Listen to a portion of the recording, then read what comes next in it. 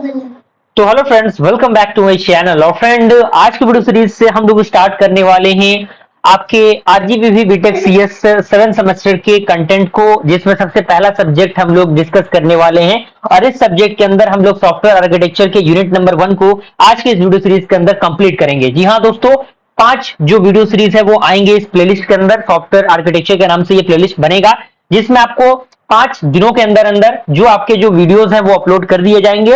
और साथ ही साथ मैं पूरी कोशिश करूंगा कि बेस्ट से बेस्ट चीजें आपको प्रोवाइड की जाए। और ये जो इंटरफेस पे आपको बुक दिख रहा होगा, बेसिकली आरजीबीवी की तरफ से जो शिवानी बुक अलॉट किया जाता है उसी के ये बुक है। और वही बुक के अकॉर्डिंग ये रेफरेंस मैं लेके चल रहा हूं, क्योंकि बेसिक अंडरस्टैंडिंग यहां से आपकी क्लियर हो जाएगी। क्योंकि आपको पता है कि 7 सेमेस्टर का जो कंटेंट है इस सेमेस्टर में मिल पाना आपके लिए बहुत ज्यादा मुश्किल हो चुका है। अगर आपने अपने पॉइंट तो आपने देखा होगा। तो आज मैं जो वीडियो सीरीज बताने वाला हूं, बेसिकली शिवानी बुक का ही रेफरेंस मैं लेने वाला हूं। और आज के वीडियो सीरीज के अंदर हम लोग यूनिट 1 को कंप्लीट करेंगे। तो बिल्कुल आपको टेंशन लेने की जरूरत नहीं है, सारी चीजों को मैं अपने स्तर पर बताने की पूरी कोशिश करूंगा। और अगर आपके पास शिवानी बुक है तो आप किस तरीके से उन चीजों को पढ़ेंगे और कौन कौन सी चीजें आपको अवॉइड करनी है, ये भी चीजें आपको यहाँ के इस वीडियो सीरीज के अंदर बता दी जाएंगी। तो वीडियो पसंद आए तो लाइक जरूर कीजिएगा, फ्रेंड सर्कल में ज्यादा ज्यादा शेयर कीजिएगा। और चैनल पहली बार चैनल को सब्सक्राइब कीजिएगा, बेल आइकन को प्रेस कीजिएगा, ताकि जो भी इंफॉर्मेटिव वीडियो है उसका नोटिफिकेशन आपको मिलता रहे। ओके, तो सबसे पहले हमें सॉफ्टवेयर जो कह सकते हैं सॉफ्टवेयर डेवलपमेंट मेथोडोलॉजी को जानना पड़ेगा, क्योंकि सॉफ्टवेयर आर्किटेक्चर से पहले उसके मेथड्स क्या होते हैं उनके बारे में जानना बेहद जरूरी है। Is that clear? तो आपको क्या करना है, सॉफ्टवेयर डेवलपमेंट मेथोडोलॉजी के नाम से एक हेडिंग बना लेना है। और उसके बाद उसमें आपको सबसे पहला पॉइंट लिखना है कि architecture development and its component structural modelling and member of a family of methodology used in a defined repeatable improvable software development process. यानी जो आर्किटेक्चर डेवलपमेंट होता है और उसका जो कंपोनेंट होता है, इसमें आपका स्ट्रक्चर मॉडलिंग एंड मेंबर, ये सारी चीजें वो क्या होती है, फैमिली ऑफ मेथोडोलॉजी होती है, जिनका यूज किया जाता है डिफाइन करने के लिए रिपीटेबल जो इंप्रूवेबल आपका सॉफ्टवेयर डेवलपमेंट प्रोसेस होता है उसके लिए। अब यहाँ पे अगला पॉइंट कह रहा है कि methodology should spell out general step to follow. यानी मेथोडोलॉजी क्या होता है, बेसिकली स्टेप होते हैं जिनकी मदद से किसी भी चीज को सॉल्व किया जाता है या फिर जिसे स्टेप फॉलो किए जाते हैं। एंड अगला पॉइंट कह रहा है कि it should be specific enough to give the guidance but be general enough to apply the most software situation. यानी ये बताना, यानी ये स्पेसिफाई करना काफी है कि जो गाइडेंस प्रोवाइड करे एक general enough point of view से वो अप्लाई करे most of the software situation के लिए। और यहाँ पे आप देख सकते हैं कुछ कंपोनेंट्स हैं, और इसमें आपको ज्यादा पॉइंट लिखने की जरूरत नहीं है, छोटा मोटा पॉइंट आप देख के यहाँ से लिख सकते हैं। यहाँ पे सारी चीजें दी गई हैं। और यहाँ पे एक ये फिगर आपका इसमें बनना जरूरी है, जिसमें आपके component of software development methodology होनी चाहिए, जिसमें रोड मैप होगा, स्टैंडर्ड होंगे, मेथड्स होंगे, लाइफ साइकिल होंगे एंड कैरेक्टरिस्टिक्स होंगे। ऐसा नहीं कि आपको यही हुआ फिगर बनाना है, आप किसी भी मेथड से फिगर बना सकते हैं, लेकिन उसमें ये नेमिंग आपका आना चाहिए। Is that clear? तो ये आपको कंप्लीट कर लेना है। और उसमें और भी बहुत सारी चीजें हैं जो कि आपको ध्यान में देके चलनी है। इसमें और भी चीजें हैं।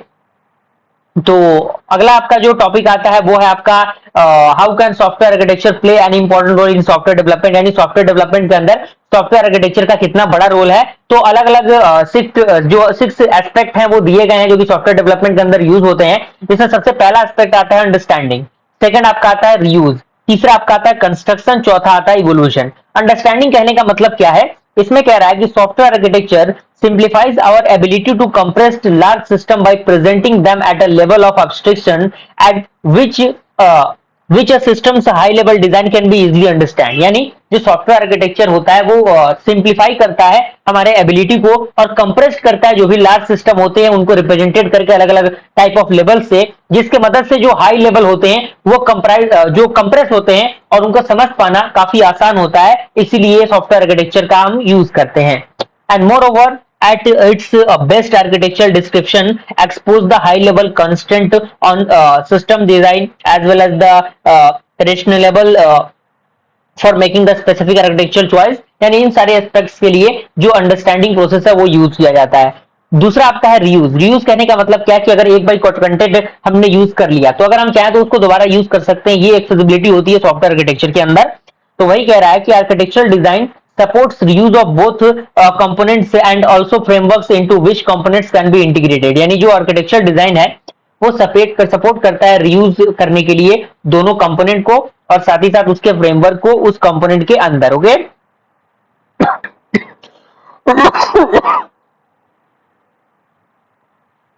Sorry for disturbance friend. उसके बाद यहाँ पे अगला पॉइंट कह रहा है कि domain specific software architecture frameworks platforms and architecture patterns are various enabler for use and together with the libraries of plugin and add-ins and apps। यानी कहने का मतलब क्या है कि अलग अलग जो स्पेसिफिक सॉफ्टवेयर आर्किटेक्चर होते हैं उनके अलग अलग फ्रेमवर्क होते हैं, अलग अलग प्लेटफॉर्म होते हैं, अलग अलग एप्लीकेशंस होते हैं जिनकी मदद से वो जो रियूजेबल कंटेंट है उनको यूज कर पाते हैं। अगर आपका है कंस्ट्रक्शन, तो इसमें कह रहा है कि an architectural description provide a partial major component and dependencies between them. यानी जो आर्किटेक्चरल डिस्क्रिप्शन होता है वो प्रोवाइड करता है एक पार्शियल ब्लूप्रिंट को डेवलप करने के लिए, जो इंडिकेटिंग मेजर कंपोनेंट होते हैं और जो डिपेंडेंसीज होती हैं उनके अकॉर्डिंग। एंड एग्जांपल की हम बात करें तो इसमें दिया गया है कि layered view of an architecture typically documents abstraction boundaries between parts of systems implementation and identifies the internal system interfaces and constraints to which part of a system may rely on services provided by the others। okay, तो ये आपका basically example है। अगला आपका है evolution. Evolution क्या होता है, तो इसमें आप देख सकते हैं इवोल्यूशन में कह रहा है कि architecture design can be expose the dimension along which a system is expected to evolve. यानी जो आपका आर्किटेक्चर डिजाइन होता है वो एक्सपोज करता है डायमेंशंस को एक मतलब बड़े एस्पेक्ट पॉइंट ऑफ व्यू से, और by making explicit a system load bring walls and maintainers can better understand the ramification of changes and thereby more accurately estimate the cost of modifications। and in many cases such evolution and variability constants are manifested in product lines। यानी ये जो evolution होता है, evolution करना भी बेहद जरूरी होता है, और फिफ्थ आपका जो है वो एनालिसिस है, इन चीजों को एनालाइज करना बेहद जरूरी रहता है। अब यहाँ पे और भी कुछ चीजें हैं, जैसे मैनेजमेंट है आपका इसी के अंदर आता है। तो ये अलग अलग एस्पेक्ट है जो कि सॉफ्टवेयर आर्किटेक्चर को मदद करने में कहने का मतलब क्या है कि उसको यूज करने में क्या क्या फिजिबिलिटी होती है उसके लिए यूज कर जाती है।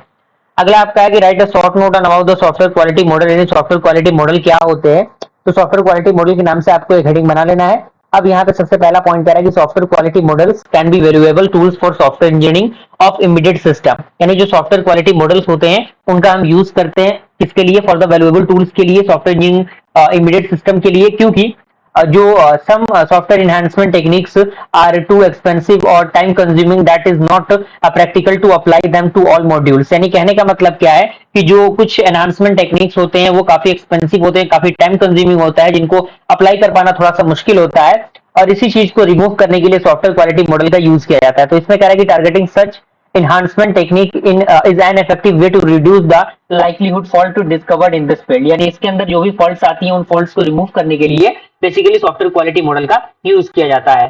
अगला पॉइंट कह रहा है कि software quality model is developed using the measurement and the fault data from a past release. यानी जो सॉफ्टवेयर क्वालिटी मॉडल होता है वो डेवलप होता है किसकी मदद से, मेजरमेंट की मदद से, और साथ ही साथ फॉल्ट डेटा की मदद से, जो भी हमारे पास्ट में डेटा रिलीज रहते हैं उनके हेल्प से। अगला पॉइंट कह रहा है कि a calibrated model is then applied to the module correctly under development and such module yield predictions on module by module basis। यानी मॉड्यूल बाय मॉड्यूल बेसिस पे ये चीजें काम करती हैं। अब अगला जो टॉपिक है वो वाटरफॉल मॉडल है। काफी इंपॉर्टेंट, काफी पॉपुलर टॉपिक। अगर आपने सॉफ्टवेयर इंजीनियरिंग पढ़ा है तो सॉफ्टवेयर इंजीनियरिंग के अंदर वाटरफॉल मॉडल आपको देखने को मिला होगा। तो इस चीज को बना रहे हैं तो नोट्स बनाते चलिए।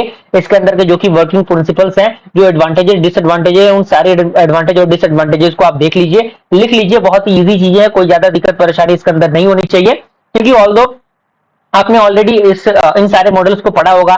प्रोटोटाइप मॉडल भी आपने अच्छी तरीके से पढ़ा होगा, तो प्रोटोटाइप मॉडल भी आपको अच्छी तरीके से लिख लेना है। बेसिकली इसका फिगर अच्छी तरीके से आपको बनाना है, इसका एडवांटेज डिसएडवांटेज आपको इसका लिखना है।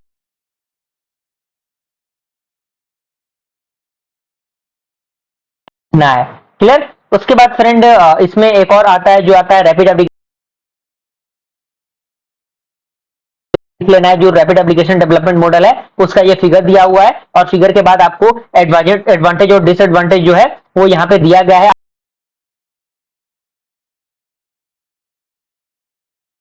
इंक्रीमेंटल मॉडल ये भी काफी इंपॉर्टेंट और काफी पॉपुलर टॉपिक है, इंक्रीमेंटल मॉडल भी। तो इसको भी आपको अच्छी तरीके से एक्सप्लेन कर लेना है, देख लेना है। छोटे छोटे पॉइंट्स यहाँ पे लिखे गए हैं, आप इन पॉइंट्स को इजीली अच्छी तरीके से आसानी से समझ सकते हैं। और ऑल द वीडियो बनाने का मेन फंडामेंटल यही है कि आप कौन कौन से टॉपिक्स को लेके चलेंगे, कौन कौन सी पार्टों को स्किप करना है, वो सारी चीजें यहाँ पे आपको बताई जाएंगी। अगला जो one of the most important topic आता है वो आता है आपका स्पाइरल मॉडल। कई बार बच्चे ध्यान नहीं देते, कहते हैं कि यार वाटरफॉल मॉडल तो हमने ऑलरेडी पढ़ा हुआ है, इससे रिलेटेड आएगा तो हम कुछ ना कुछ कर देंगे, लेकिन अगर आप ईमानदारी से पढ़ेंगे तो आप देखेंगे आपको पिछला जो रिवीजन है वो आपको,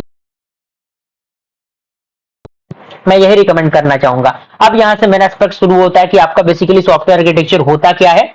तो यहाँ पे सबसे पहला पॉइंट कह रहा है कि सॉफ्टवेयर आर्किटेक्चर से आप क्या समझते हैं। तो सबसे पहले आपको हेडिंग बनाना है सॉफ्टवेयर आर्किटेक्चर के नाम से, और वहां पे सबसे पहला पॉइंट लिखना है कि software architecture represented the overall structure, software structure and the way in which the structure offer conceptual system integrity for a system. यानी जो सॉफ्टवेयर आर्किटेक्चर होता है वो रिप्रेजेंटेट करता है जो भी ओवरऑल सॉफ्टवेयर के स्ट्रक्चर होते हैं और जो तरीका होता है जिनसे सॉफ्टवेयर ऑफर्स करते हैं एक कंसेप्चुअल सिस्टम इंटीग्रिटी को किसी भी सिस्टम के लिए, तो वहां पे यूज होता है। And generally architecture is the hierarchical program component, यानी जो आपका जो कह सकते हैं आर्किटेक्चर है एक प्रकार का हायरार्किकल प्रोग्राम कंपोनेंट है। और यहाँ पे अलग अलग जो साइंटिस्ट है अलग अलग उन्होंने स्टेटमेंट दिया, जिसमें से एक बार्स और क्लेमेंट्स एंड काजमान का एक डेफिनेशन आता है, जिसमें आप देख सकते हैं उन्होंने कहा था the software architecture of a program of or computing system, यानी जो सॉफ्टवेयर आर्किटेक्चर है किसी भी प्रोग्राम का या फिर किसी कंप्यूटिंग सिस्टम का, इज द स्ट्रक्चर और स्ट्रक्चर ऑफ सिस्टम, वो स्ट्रक्चर होता है या फिर स्ट्रक्चर ऑफ सिस्टम होता है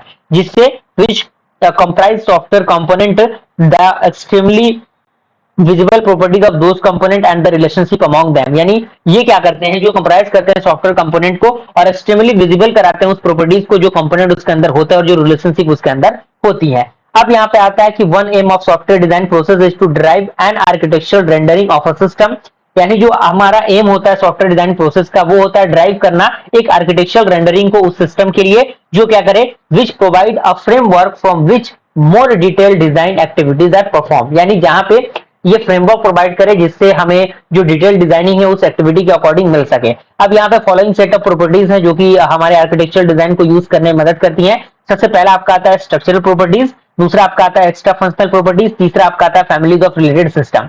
तो सबसे पहला आपका स्ट्रक्चरल प्रॉपर्टीज, तो इसमें कह रहा है कि these are the properties which define the system components and the way those components are packed and interacted, यानी कहने का मतलब क्या, ये जो प्रॉपर्टीज होती हैं डिफाइन की जाती हैं उस सिस्टम से जो कंपोनेंट होते हैं और साथ ही साथ वे तरीके जिससे जो कंपोनेंट होते हैं वो पैक्ड होते हैं और इंटरेक्ट होते हैं।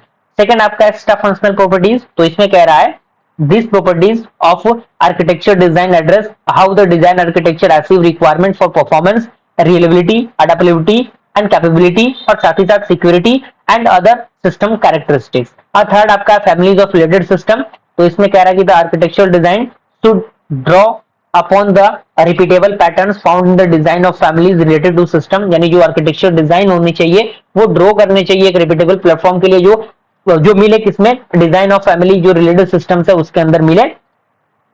और यहाँ पे कुछ आर्किटेक्चर यानी कह रहा है कि what does a good software architecture look like, यानी एक बेहतरीन सॉफ्टवेयर आर्किटेक्चर किस तरीके से दिखेगा उसके पॉइंट ऑफ व्यू से भी बहुत बार ये क्वेश्चन पूछ दिए जाते हैं। तो इसको भी आपको क्या कर लेना है, इसमें से चार पांच पॉइंट हम कह सकते हैं उसको आपको लिख लेना है। और यहाँ पे कुछ प्रॉपर्टीज हैं, यानी आपको क्या करना है, सबसे पहले सॉफ्टवेयर आर्किटेक्चर एक हेडिंग बनाना है, उस हेडिंग के अंदर उस पॉइंट्स को लिखना है और ये पांचों पॉइंट को उस हेडिंग के अंदर ही आपको एक सब हेडिंग बना के लिखना है और उसके अंदर फिर एक से एक और सब हेडिंग आपको बना के देख सकते हैं। कह रहा है कि it is at a high enough level of abstraction that the system can be view as a whole, यानी ये एक प्रकार का हाई इनफ लेवल अब्स्ट्रक्शन होता है जिससे जो सिस्टम है उनको मतलब हम व्यू कर सकते हैं सारे सिस्टम के अकॉर्डिंग। एंड सेकंड कह रहा है कि the structure must support the functionality required of a system, यानी ये जो स्ट्रक्चर होता है वो सपोर्ट करता है जो भी फंक्शनैलिटीज होती हैं जो रिक्वायर्ड होती हैं किसी भी सिस्टम के लिए उसको। एंड थर्ड आपका है कि the structure or architecture must conform to the system qualities, यानी जो सॉफ्टवेयर और आर्किटेक्चर होने चाहिए वो कंफर्म करने चाहिए उस सिस्टम क्वालिटीज के लिए। ओके। एंड फोर्थ आपका कह रहा है कि at the architecture level all the implementation detail are hidden, यानी जो आपका आर्किटेक्चर लेवल होता है तो उसमें जितने भी इम्प्लीमेंटेशन डिटेल्स होते हैं वो क्या होते हैं, हिडन होते हैं। अब कुछ इंपॉर्टेंट एलिमेंट्स होते हैं जो कि सॉफ्टवेयर आर्किटेक्चर के अंदर आते हैं, जिसमें सबसे पहला आपका आता है मेटा आर्किटेक्चर, आर्किटेक्चरल व्यू, और आर्किटेक्चरल व्यू के अंदर तीन व्यू आता है, पहला आपका structural view, behavioural view and execution view, और थर्ड आपका आता है आर्किटेक्चर पैटर्न, और फोर्थ आपका आता है क्या, आर्किटेक्चर डिजाइन प्रिंसिपल, फिफ्थ आपका आता है सिस्टम डिकम्पोजिशन प्रिंसिपल, और छठा आपका आता है गुड इंटरफेस डिजाइन। अब यहाँ पे कुछ मेजर बेनिफिट है जो कि सॉफ्टवेयर डेवलपमेंट यूज करने के लिए हमें बहुत ज्यादा फायदा प्रदान करते हैं, जिसमें सबसे पहला आपका आता है डेवलपमेंट, यानी डेवलपमेंट यहाँ पे बेहतरीन होता है, इसी के लिए सॉफ्टवेयर आर्किटेक्चर का यूज किया जाता है। तो इसके बारे में पूरा स्टेटमेंट आपके सामने यहाँ पे दिया गया है, आपको इस पैराग्राफ को ब्रेक करके पॉइंट में लिख लेना है, क्योंकि पॉइंट में अगर आप चीजों को लिखेंगे तो आपके लिए कहीं ना कहीं वो चीजें आसान रहेंगी। सेकंड आपका आता है मेंटेनेंस। मेंटेनेंस भी काफी इंपॉर्टेंट एस्पेक्ट होता है किसी भी सॉफ्टवेयर डेवलपमेंट प्रोसेस के लिए, तो आप मेंटेनेंस को भी अच्छी तरीके से डिवाइड करके लिख सकते हैं। थर्ड आपका ऑप्टिमाइजेशन आता है, चीजों को ऑप्टिमाइज करने के लिए। फोर्थ आपका कम्युनिकेशन, और फिफ्थ आपका ईयरली डिजाइन डिसीजन। ओके, अब यहाँ पे क्या आता है, यहाँ पे कुछ ऑब्जेक्टिव्स हैं सॉफ्टवेयर आर्किटेक्चर को यूज करने के लिए। इसमें ऑब्जेक्टिव में सबसे पहला आपका आता है कस्टमर कंसर्न, दूसरा आपका आता है यूजर कंसर्न, तीसरा आपका आता है आर्किटेक्ट कंसर्न, चौथा आपका आता है डेवलपर कंसर्न, और साथ ही साथ पांचवा आता है आपका मेंटेनेंस कंसर्न, यानी कस्टमर से कंसर्न करना मिलना, क्योंकि कस्टमर को ही आपको जो सॉफ्टवेयर बना के देना है। यूजर यानी जो सॉफ्टवेयर को यूज करेगा उसके पॉइंट ऑफ व्यू से भी चीजों को देखना पड़ेगा। आर्किटेक्चर कंसर्न यानी किस तरीके से चीजें डिजाइन होंगी उस पर एक्सपर्ट को भी ध्यान देना पड़ेगा।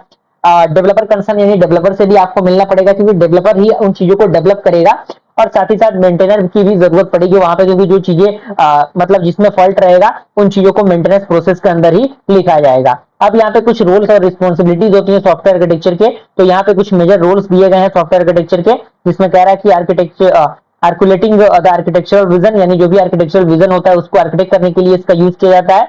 सेकंड आपका है conceptualising and experimenting with alternative architectural approaches, and third आपका आता है creating modules and component and interface specification document, and fourth आपका आता है validating the architecture against requirement and assumptions। Okay, और यहाँ पे कुछ और भी चीजें दी गई हैं जो कि इवोल्यूशन ऑफ सॉफ्टवेयर आर्किटेक्चर है, ये भी काफी पॉपुलर टॉपिक है, डायरेक्टली एग्जामिनेशन में ये टॉपिक्स पूछे जाते हैं, तो आपको इसको मिस नहीं करना है।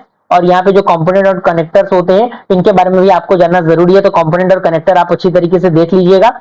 उसके बाद यहाँ पे कुछ और भी चीजें आती हैं, उसके बारे में भी मैं थोड़ा सा आपको बता दूं, तो आप यहाँ पे देख सकते हैं।